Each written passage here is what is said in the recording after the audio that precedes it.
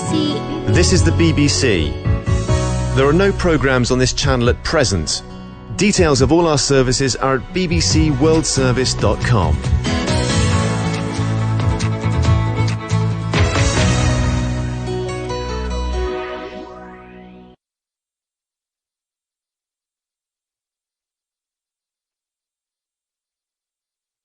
BBC Bangla. এখন রাত 10:30। একটু পরেই শুনবেন সর্বশেষ বিশ্ব সংবাদ। আপনারা বিবিসি শুনছেন ঢাকায় FM 100, চট্টগ্রামে 88.8, কুমিল্লায় 103.6। আপনারা যেখানে আছেন বিবিসি আপনার সাথেই আছে।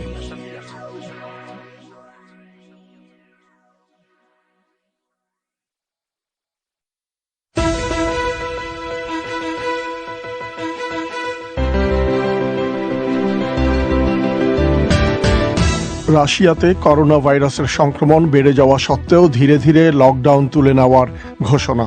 বাংলাদেশে এই প্রথম একদিনে 1000-এরও বেশি কোভিড-19 রোগী শনাক্ত।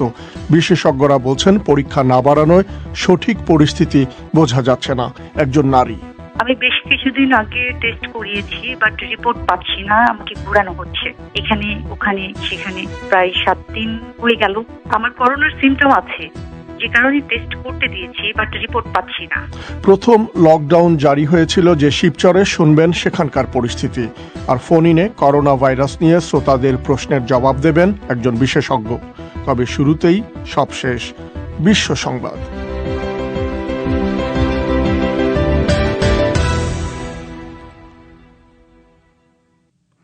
বিবিসি বাংলা খবর পড়ছি মাসুদ হাসান খান। রাশিয়াতে প্রতিদিন করোনা ভাইরাসে আক্রান্তের সংখ্যা দ্রুত বেড়ে যাওয়া সত্ত্বেও প্রেসিডেন্ট পুতিন মঙ্গলবার থেকে ধীরে ধীরে করোনা ভাইরাস লকডাউন তুলে নেওয়ার কথা ঘোষণা করেছেন। গত 24 ঘণ্টায় দেশে 11,000-এরও বেশি করোনা ভাইরাসে আক্রান্ত ব্যক্তি শনাক্ত করা হয়েছে। বিশ্বের যেসব দেশে সবচেয়ে বেশি সংক্রমণের ঘটনা ঘটেছে সেসব দেশের তালিকায় রাশিয়ার অবস্থান 3 নম্বরে। করোনা ভাইরাসের বিস্তার ঠেকাতে ব্রিটেনের 6 সপ্তাহ আগে যে লকডাউন ঘোষণা করা হয়েছে, প্রধানমন্ত্রী বরিস জনসন সেটা ধীরে ধীরে শিথিল করার একটি পরিকল্পনা পার্লামেন্টে তুলে ধরেছেন। মিস্টার জনসন বলেছেন, যারা বাড়ি থেকে কাজ করতে পারছেন না তারা বুধবার থেকে কাজে ফিরে যেতে পারবেন। বিরোধী লেবার পার্টি নেতা কিয়ার স্টারমার সরকারের এই পরিকল্পনার সমালোচনা করেছেন। ইউরোপের যেসব দেশে লকডাউন আরও শিথিল করা হয়েছে সেসব দেশের লাখ লাখ মানুষ তার সাথে খাপ খাইয়ে নিচ্ছেন। ফ্রান্সে প্রায় 2 মাস বন্ধ থাকার পর বেশিরভাগ দোকান ও ব্যবসা প্রতিষ্ঠান খুলে দেওয়া হয়েছে, তবে গণপরিবহনে তেমন একটা ভিড় দেখা যায়নি।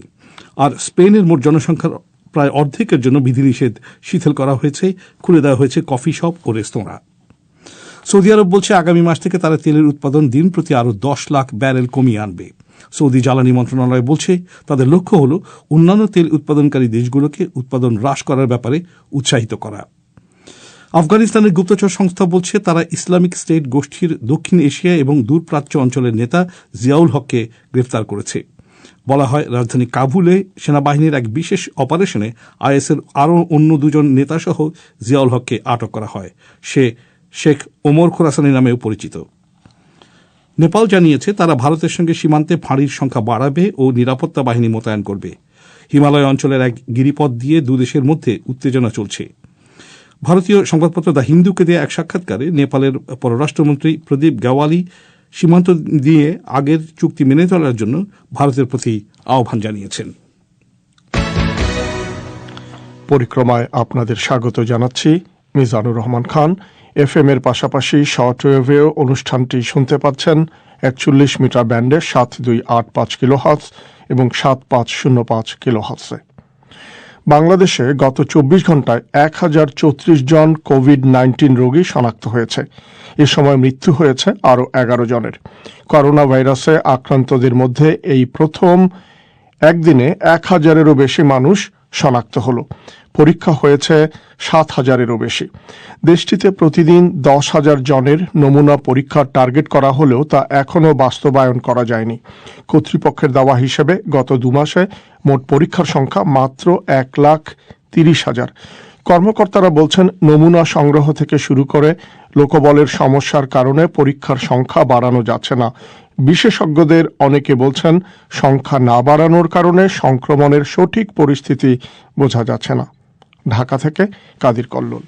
করোনা ভাইরাসের পরীক্ষা শুরু হওয়ার পর 2 মাসে একটি ল্যাবের জায়গায় এখন 37টি ল্যাবে পরীক্ষা বাড়ানোর বিষয়কে সরকারের পক্ষ থেকে বড় অর্জন হিসেবে তুলে ধরা হচ্ছে, কিন্তু এর এক একটি ল্যাবের উপর নির্ভর করছে কয়েকটি জেলার বা উপজেলার বিশাল সংখ্যক মানুষের পরীক্ষা। দেশের উত্তরে বগুড়ার সিভিল সার্জন গাউসুল আজম বলেছেন, বগুড়ায় মাত্র একটি ল্যাবে নমুনা আসছে 3টি জেলা থেকে, ফলে পরীক্ষায় জট লেগে যাচ্ছে বলে তিনি উল্লেখ করেছেন। আমাদের এখানে শহীদ জিয়াউর রহমান মেডিকেল কলেজ ল্যাবে আমাদের এখানে 2 শিফটেই কিন্তু আমাদের কাজ হয়। যে সক্ষমতা সেটা হচ্ছে 188, 2টা শিফটে আমাদের কিন্তু 188 করেই হচ্ছে। 2টা শিফটের অতিরিক্ত কিন্তু আর এখানে করা সম্ভব নয়। তাহলে এটা দ্বারাই বোঝা যাচ্ছে যে এখানে আপনার আর একটা ল্যাব না করা ছাড়া এখানে আর করা সম্ভব হবে না। কারণ এই ল্যাবটার উপর আমার 12টা উপজেলা আসছে, করোনা ডেডিকেটেড হাসপাতাল আসছে, তাছাড়া জয়পুরহাট আসছে এবং সিরাজগঞ্জ আসছে, যার ফলে 2টা শিফট চালানোর পরও কিন্তু আমি যেটা বললাম ব্যাকলগ থেকেই যাচ্ছে। দেশের বিভিন্ন জেলা থেকেই ল্যাবের সমস্যা এবং পরীক্ষার বিলম্বের একই রকম চিত্র পাওয়া যায়। আরেকটি জেলায় একজন নারী নাম প্রকাশ না করার শর্তে বলেছেন, করোনা উপসর্গ থাকায় 1 সপ্তাহ আগে তিনি নমুনা দিয়েছেন, কিন্তু পরীক্ষার রিপোর্টের জন্য বিভিন্ন জায়গায় ধর্ণা দিয়েও তা পাচ্ছেন না।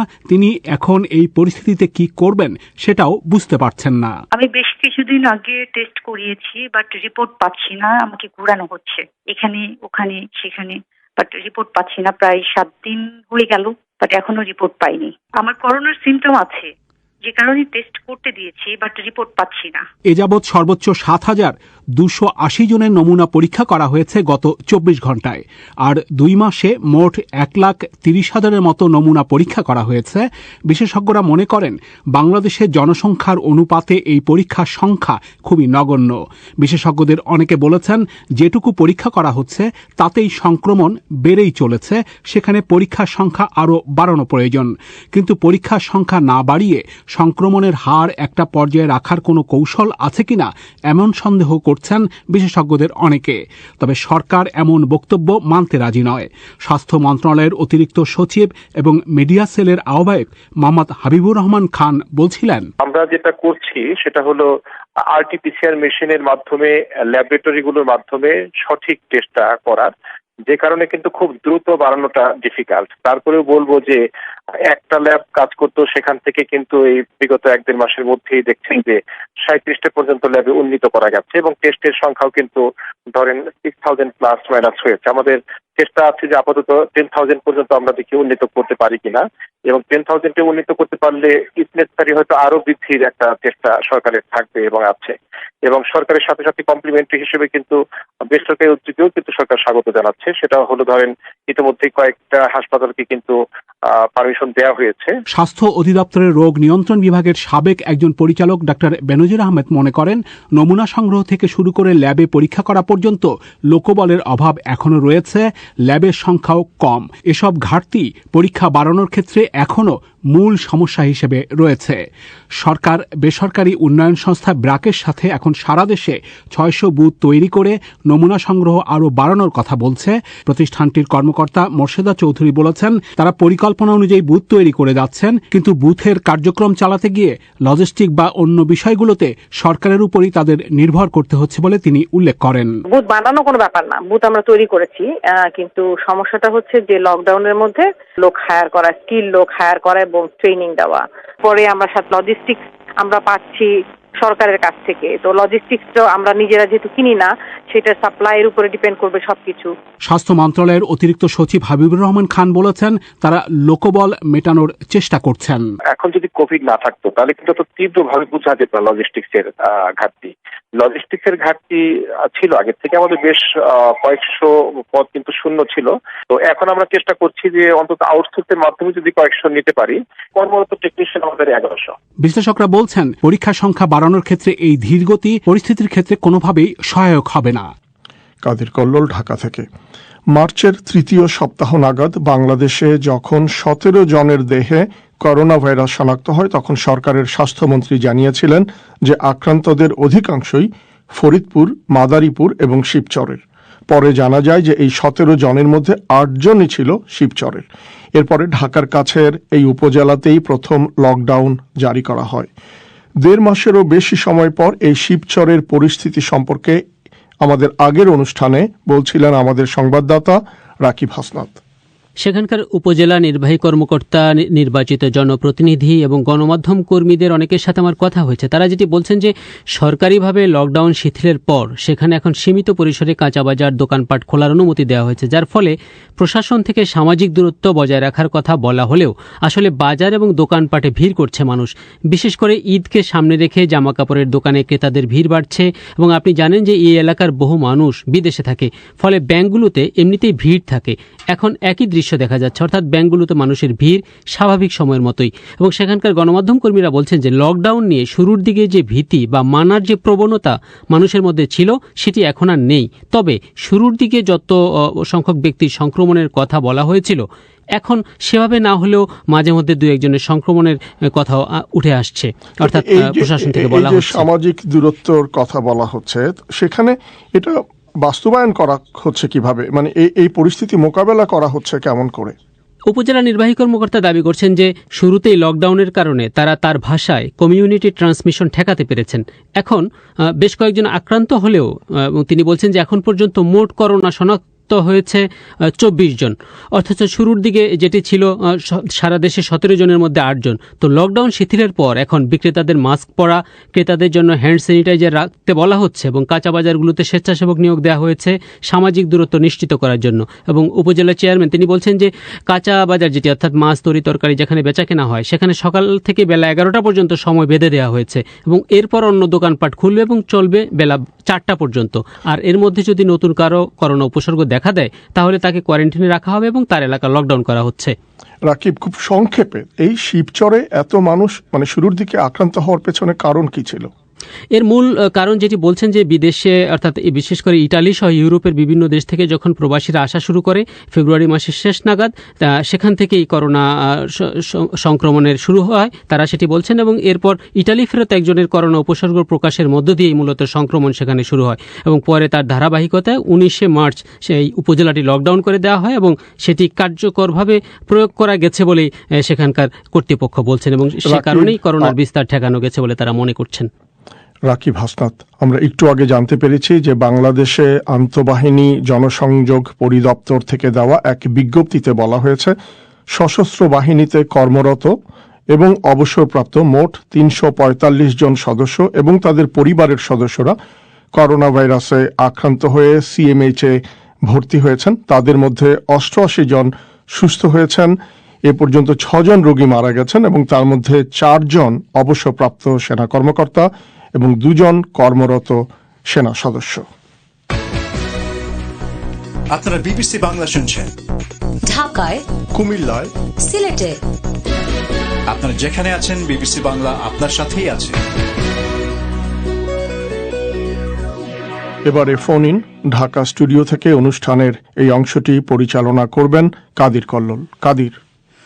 ধন্যবাদ মিজান। বিবিসির ঢাকা স্টুডিও থেকে শ্রোতাদের শুভেচ্ছা জানাচ্ছি। বিবিসি বাংলার পরিক্রমায় ফোন ইনে আজ করোনা ভাইরাস সম্পর্কে আপনাদের বিভিন্ন প্রশ্নের জবাব দেবেন শ্বাসতন্ত্রের রোগ বিষয়ক বিশেষজ্ঞ ডাক্তার রওশনারা খানম। প্রথমেই চলে যাচ্ছি শ্রোতাদের কাছে তাদের প্রশ্ন নিতে। টেলিফোন লাইনে রয়েছেন ঢাকা থেকে সুমাইয়া তাসনিম ঐশী। জি, আপনার প্রশ্নটি রাখুন।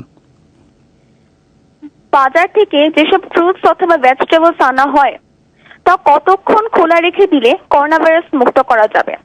অথবা আমরা যে ট্রিক্স দিয়ে হাঁড়ি পাতিল পরিষ্কার করি তা দিয়ে ফ্রুটস বা ভেজিটেবলস কে ভাইরাস মুক্ত করা যাবে? আর পত্রিকার মাধ্যমে সংক্রমণ ছড়ায় কিনা? ডাক্তার রওশনারা খানম। হ্যাঁ, আমি যেটা বলবো যে বাজার থেকে নিয়ে আসা যে শাকসবজি বা ফ্রুটস যেটা বললেন সেটা ফেলে দিয়ে রেখে না, আমরা যেটা সবসময় করতে বলি মাঝারি আকৃতির 1 গামলা পানির মধ্যে 1 চামচ হোয়াইট ভিনেগার মিশিয়ে দিয়ে ফ্রুটস বা সবজি আপনি 30 মিনিট ভিজিয়ে রাখবেন, এরপরে ট্যাপের পানি দিয়ে ধুয়ে ফেলবেন, এটাতেই হয়ে যাবে। আর সেকেন্ড কোশ্চেন যেটা যে পেপারের মাধ্যমে ছড়ায় কিনা, এই ব্যাপারে আসলে বৈজ্ঞানিক কোনো ভিত্তি আমরা এখনো পাই নাই। তবে অনেকেই বলে যে প্রিন্টেড পেপারে 3 ঘন্টা পর্যন্ত থাকতে পারে। সো পেপার যদি আপনি বাড়িতে রাখেন, ওটা ফার্স্ট রিসিভ করার পরে 3 ঘন্টা পরে যদি আপনি নাড়াচাড়া করেন, রিস্ক ফ্রি, সমস্যা হবে না। ধন্যবাদ আপনাকে। এখন টেলিফোন লাইনে রয়েছেন বাগেরহাট থেকে সিদরাতুল মুনতাহা। সিদরাতুল মুনতাহা, আপনার প্রশ্নটি করুন। জি, আসসালামু আলাইকুম। ওয়ালাইকুম সালাম, আপনার প্রশ্নটি রাখুন। বলতেছি, আমার প্রশ্ন হলো যাদের করোনা ভাইরাস হচ্ছে তাদের তো হাসপাতাল, আপনার প্রশ্নটি বুঝতে পারছি না, আপনার টেলিফোন লাইনটি খুবই খারাপ, শোনা যাচ্ছে না। আপনি কি শুনতে পাচ্ছেন? হ্যাঁ, আপনি প্রশ্নটি আবার করুন, প্রশ্নটি শোনা যায়নি টেলিফোন লাইনে সমস্যার কারণে।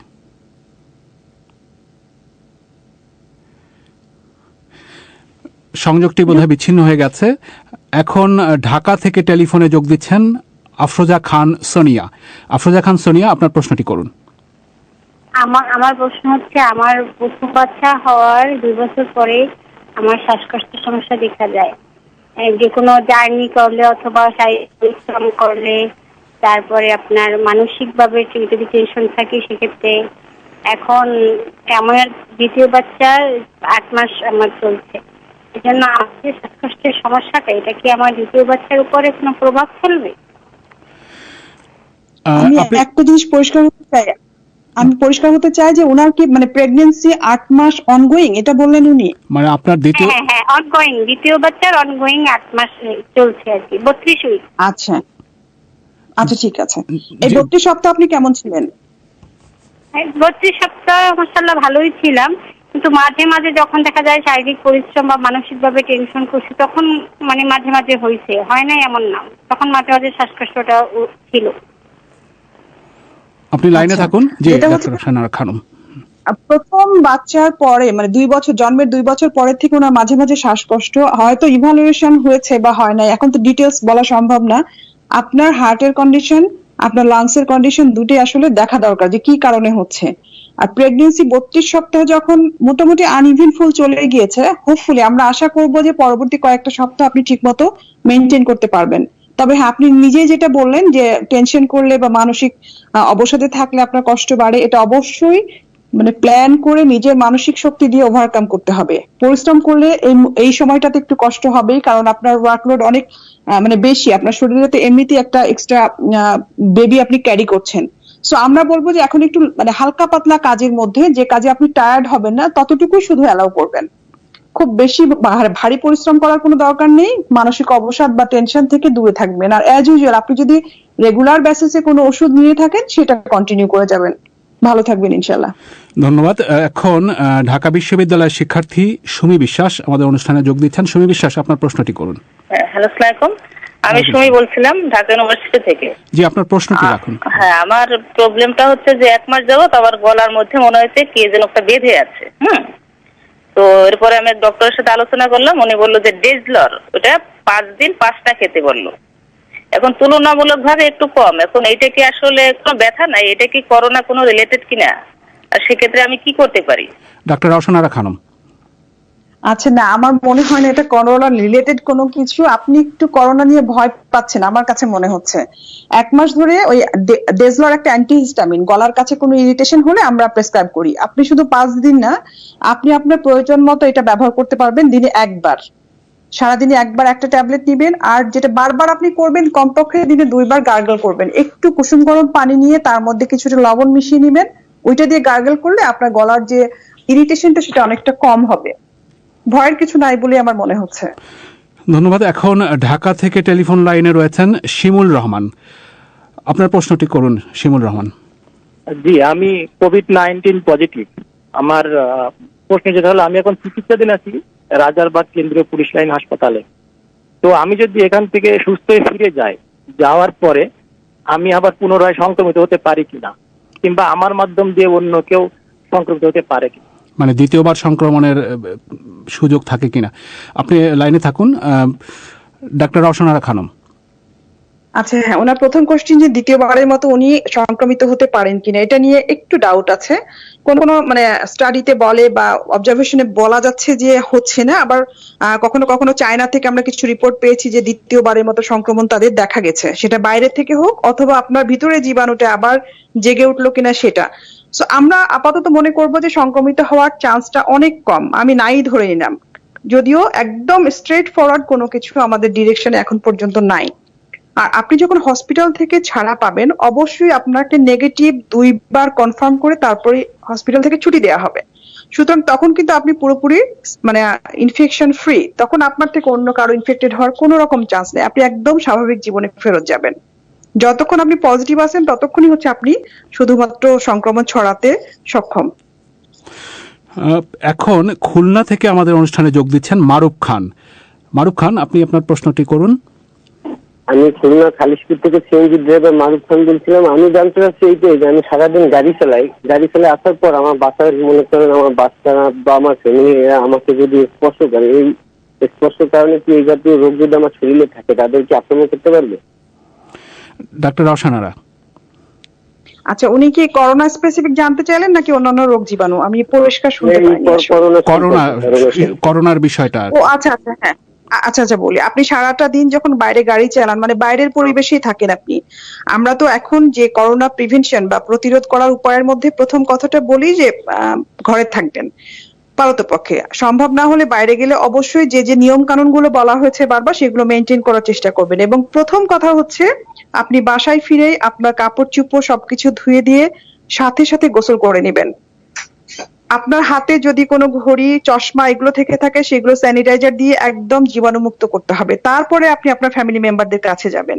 শুরুতেই আপনার অ্যারেঞ্জমেন্ট থাকবে, আপনি ইভেন বাসায় ঢুকবেন তখন দরজা খোলা থাকবে, ফোন দিবেন, দরজা খোলা থাকবে, আপনি দরজা টাচও করবেন না, সরাসরি বাথরুমে চলে যাবেন। এরপরে যদি আপনি আপনার বাচ্চা কাচ্চাকে টাচ করেন, ইনশাল্লাহ হওয়ার কথা না, আশা করব হবে না। মানে সাবধানতার বিষয়টা থাকতে হবে, সতর্কতার বিষয়টা রয়েছে। হ্যাঁ, অসম্ভব রকমের সাবধান হতে হবে, কারণ উনি প্রতিদিনই গাড়ি চালান, অনেকটা সময় বাইরে থাকেন, উনি নিজেই যথেষ্ট রিস্কে আছেন। এখন কিছু তো করার নাই, আমাদের বাই প্রফেশন আমরা যেটা করতে বাধ্য, কিন্তু সাবধানতা অনেক বেশি নিতে হবে ওনাকে। ধন্যবাদ। এখন ঢাকা থেকে টেলিফোন লাইনে রয়েছেন চন্দনা ঘোষ। চন্দনা ঘোষ, আপনার প্রশ্নটি করুন। জি, আসসালামু আলাইকুম। ওয়ালাইকুম সালাম, আপনার প্রশ্নটি করুন। আমি বলছিলাম যে অনেকেই আমরা তো করোনা ভাইরাস দেখতে পাচ্ছি না বা অনুভব করতে পারছি না, কিন্তু এটা তো আমরা সবাই আক্রান্ত, মানে সবাই আমরা ঝুঁকির মধ্যেই রয়েছি। কিন্তু এই জিনিসটাকে আমরা অনেকেই অনেক কথাই বলতেছে যে এটা যেমন গরম ভাত দিয়ে কাঁচামরিচ খেলে নাকি কিছুটা উপসর্গ পাওয়া যায়, এটা কি কতটা সত্য আমি একটু জানতে চেয়েছিলাম। উপসর্গ মানে এটা কিছুটা ভালো হয়? আচ্ছা, আপনি লাইনে থাকুন, দেখি ডাক্তার রওশন আরা খানম। না, আসলে এরকম অনেক অনেক অনেক রকমের কথা বিশেষ করে ফেসবুক বা অন্যান্য মাধ্যমগুলোতে প্রায় শোনা যায়, ডিসকাস, সবগুলো আসলে মানে কান দিবেন না। যেটা হচ্ছে যে হ্যাঁ, কাঁচামরিচের ব্যাপারে যেটা বলবো, কাঁচামরিচে প্রচুর পরিমাণ ভিটামিন সি থাকে এবং এই ভিটামিন সি আপনার শরীরে রোগ প্রতিরোধ ক্ষমতা বাড়ায়। আমরা যে ডায়েট গুলোর কথা এখন শুনছি বা আমরা যেগুলো অ্যাডভাইস করি, যেগুলোতে আপনার রোগ প্রতিরোধ ক্ষমতা বাড়বে, ভিটামিন সি তার মধ্যে অবশ্যই অন্যতম একটা। আর গরম ভাতে কাঁচামরিচ খেলে উপসর্গ কমে যাবে বা করোনা ভালো হয়ে যাবে, এটা এইভাবে আসলে ঠিক না। মানে রোগ প্রতিরোধ ক্ষমতা বৃদ্ধির মাধ্যমে আপনাকে একটু হেল্প করবে ভিটামিন সি। এখন আসলে সামাজিক মাধ্যমেও নানান ধরনের বিষয়গুলো আসছে, ফলে অনেক মানুষ কনফিউজ হয়ে যায়, নানান ধরনের প্রতিকারের কথা নানানভাবে বলা হয়, সেই বিষয়গুলো আসছে, সেই থেকেই হয়তো তিনি প্রশ্নটি করেছেন। হ্যাঁ হ্যাঁ হ্যাঁ, সেটাই হতে পারে হয়তো। এখন রাজশাহী থেকে আমাদের অনুষ্ঠানে যোগ দিচ্ছেন মরিয়ম আক্তার। মরিয়ম আক্তার, আপনার প্রশ্নটি করুন। কোভিড-19 সংক্রমিত হওয়ার ফলে শরীরের অভ্যন্তরীণ কোন কোন অঙ্গগুলো অতিরিক্ত ক্ষতিগ্রস্ত হয় যার ফলে মানুষের মৃত্যু হার এতটা বেশি? আর আরেকটা প্রশ্ন রয়েছে যে বাংলাদেশে অবস্থানরত রোহিঙ্গারা কোভিড-19 সংক্রমিত হওয়ার তারা কতটা ঝুঁকিতে রয়েছে? ডাক্তার রওশন আরা খানম। আচ্ছা, প্রথম কোশ্চেন, কোন কোন অর্গান এফেক্টেড হয়, এটা হচ্ছে সিভিয়ারিটির উপর ডিপেন্ড করবে। প্রথমত কোভিড যখন শুরু হবে শরীরে, ওটা এন্ট্রিটা হয় আমাদের শ্বাসনালীর মাধ্যমে, প্রথমে ফুসফুস অ্যাটাক করে, এরপরে রোগীর রোগ প্রতিরোধ ক্ষমতা যদি জীবাণুর সাথে পেরে না উঠে তখন দেখা যায় যে এটা সারা বডিতে ছড়িয়ে যায়। এটা ওয়াইড স্প্রেড, সারা শরীরেই হচ্ছে বিভিন্ন জায়গায় রক্ত জমাট বাঁধিয়ে ফেলে এবং মাল্টি অর্গান অনেকগুলো অঙ্গ প্রত্যঙ্গ এফেক্টেড হতে পারে। এটা মানে সিরিয়াল ওইভাবে না, কার কোনটা হবে বলা যায় না। যেমন ধরেন রক্তনালীতে যদি জমাট বেঁধে যায় হৃৎপিণ্ডে তাহলে হার্ট অ্যাটাক হতে পারে, যদি ব্রেনে তাহলে স্ট্রোক হতে পারে, বা হচ্ছে যে আপনার অন্যান্য অর্গান এফেক্টেড যেমন কিডনি ইনজুরি হতে পারে, হঠাৎ করে কিডনি ফেল করতে পারে। এখন কার কোনটা হবে বলা যায় না, তবে ওয়াইড স্প্রেড যাদের এরকম ভাবে সারা শরীরে ছড়িয়ে যাচ্ছে তাদের ফেটটা আসলে খুব একটা ভালো হয় না। এটা হচ্ছে আপনার প্রথম কোশ্চেনের উত্তর। আর দ্বিতীয় কোশ্চেনটা আমি ভুলে গিয়েছি, আবার দ্বিতীয় যদি প্রশ্নটি বলেন যেটি উনি করেছেন সেটি হচ্ছে যে রোহিঙ্গা শরণার্থী যারা আছে কক্সবাজারের টেকনাফ আচ্ছা, এবং হ্যাঁ। এলাকায় তাদের হ্যাঁ, এখানে মনে ঝুঁকিটা পড়েছে। কতটা আছে সেটা আচ্ছা, তিনি বলছেন। রোহিঙ্গা ক্যাম্পে যারা আছেন তারা তো অনেক কনজেস্টেড লাইফ লিড করেন, মানে একটা ছোট্ট এরিয়ার মধ্যে কোনো মতে বেঁচে থাকা আর কি, এটাই ওনাদের জন্য সবচেয়ে বড় থ্রেট। যদি কোনোভাবে কোনো একজন এফেক্টেড হয় ওনাদের মধ্যে ট্রান্সমিশনটা খুবই ইজিলি হয়ে যাবে এবং খুব বড় ধরনের মানে বেশি অ্যামাউন্টের মানুষ আসলে এফেক্টেড হবেন। ওনাদের একমাত্র রিস্কটা আমি মনে করি সেটা হচ্ছে কনজেস্টেড, মানে ওনাদের সামাজিক দূরত্ব মেনটেন করার ব্যাপারটা আসলে বাস্তবে কতটা পসিবল আমি একটু মানে সন্দিহান আর কি। তবে হ্যাঁ, ওনাদের রিস্কটা যথেষ্ট বেশি, যে কোনো ক্যাম্পেই আসলে বেশি। তবে সরকারের দিক থেকে অবশ্য বলা হচ্ছে যে ওই ক্যাম্পগুলোকে একেবারে যাতে সেখানে সংক্রমণের কোনো সুযোগ না থাকে সেই ধরনের কড়া মানে পাহাড়ার ভিতরে নেওয়া হয়েছে এবং মানে আইসোলেশন অবস্থায় রাখা হয়েছে, এরকম একটা সরকারের দিক থেকে শুরুতে যদি প্রতিহত করা যায় তাহলে খুবই ভালো, কিন্তু একবার যদি শুরু হয় তাহলে একদম খারাপের দিকে যাবে আর কি। এখন পঞ্চগড় থেকে আমাদের সাথে যোগ দিচ্ছেন পিনকি রানী, আপনার প্রশ্নটি করুন। আমি পিঙ্কি রানী, পঞ্চগড় মারিয়া জেগিরপুর। জি, আপনার প্রশ্নটি করুন। আমার প্রশ্ন, বাংলাদেশে গ্রামগঞ্জ বা শহরের বয়স্ক মহিলা পুরুষদের একটা খারাপ অভ্যাস দেখা যায়, তামাক সহ বিভিন্ন ধরনের নেশা গ্রহণ করে, যেমন বিড়ি, গুল, তামাক ইত্যাদি। এসব নেশা গ্রহণের স্বাস্থ্যতন্ত্রে কি ধরনের প্রভাব ফেলে? মানে তামাক জাতীয় যে মানে বিড়ি বা সিগারেট খাচ্ছে, তামাক জাতীয় দ্রব্য নিচ্ছে, নেশা, সেটা কি ধরনের প্রভাব ফেলছে সেটি আপনি জানতে চাচ্ছেন। আপনি লাইনে থাকুন। ডাক্তার রওশনারা খানম। আচ্ছা, বিড়ি, তামাক বা সাদা পাতা যেটাই বলি না কেন, আমরা সমানভাবে শ্বাসতন্ত্রে ক্ষতি করে।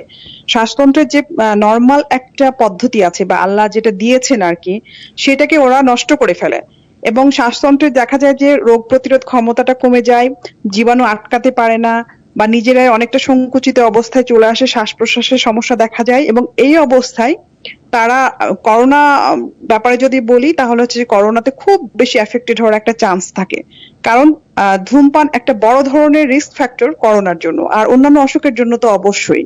সবারই মানে বয়স্ক, বৃদ্ধ যাই বা গ্রামগঞ্জ যাই বলি না কেন, শহরেও সবারই ধূমপান আসলে পরিহার করা উচিত। ধূমপান কখনোই শরীরের জন্য কোনো লাভ বয়ে আনে না।